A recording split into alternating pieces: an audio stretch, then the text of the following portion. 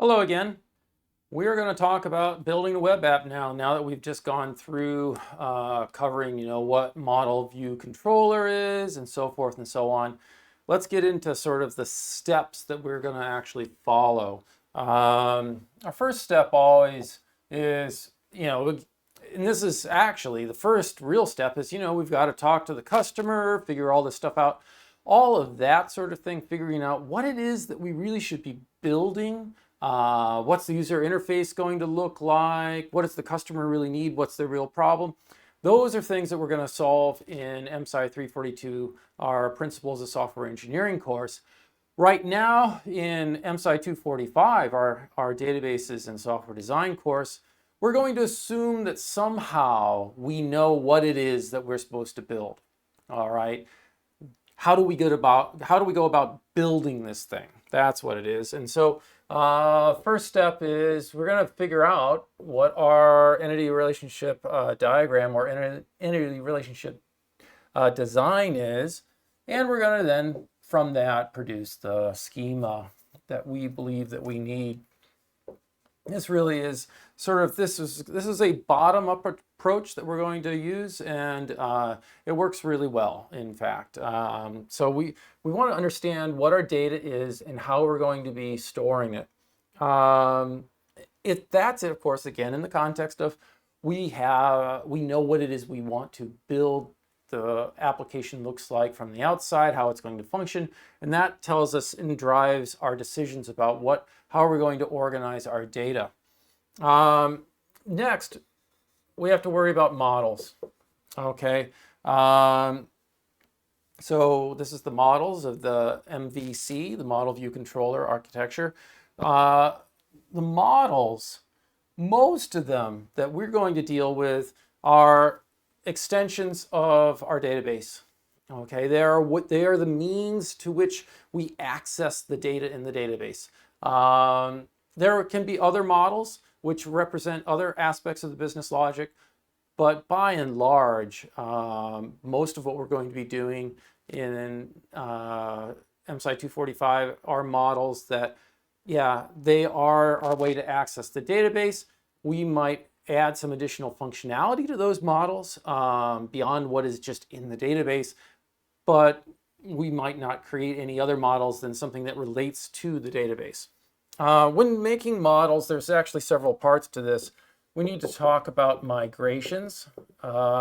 Migrations are basically, how do we make the tables? How do we make the schema? All right. We'll then have to talk about associations. This is how do we tell at the ORM level, the object relational mapping level, that one database table actually knows about another database table via a relationship. So how do we say entities have relationships? That's what associations are all about. In other words, we do that here as well. All right, so we absolutely are going to have, foreign keys, our relationship sets, all those things. And that database layer is absolutely everything that we've learned so far. This associations, is so that at the object level that we're working with inside Rails, which is all Ruby, so that these objects that we create, these Ruby objects, know about other Ruby objects where, these are objects we're talking about, these models are entities in the database. So we end up connecting them. We have to basically wire them up. Say, by the way, this model knows about this model and so forth and so on. All right. Then we have to be sure that we carefully construct what are known as validations. These are things that enforce additional business logic constraints beyond what the constraints are that we have in the database. So the database constraints that we're going to have are, things with our primary keys, our foreign keys. We're going to have uniqueness constraints. We're going to have that sort of basic database integrity checking. We aren't going to create check constraints in the database, that sort of level. Anything that might be considered a check constraint happens, we're going to be putting this in the business logic layer with our models. And that happens with the validations.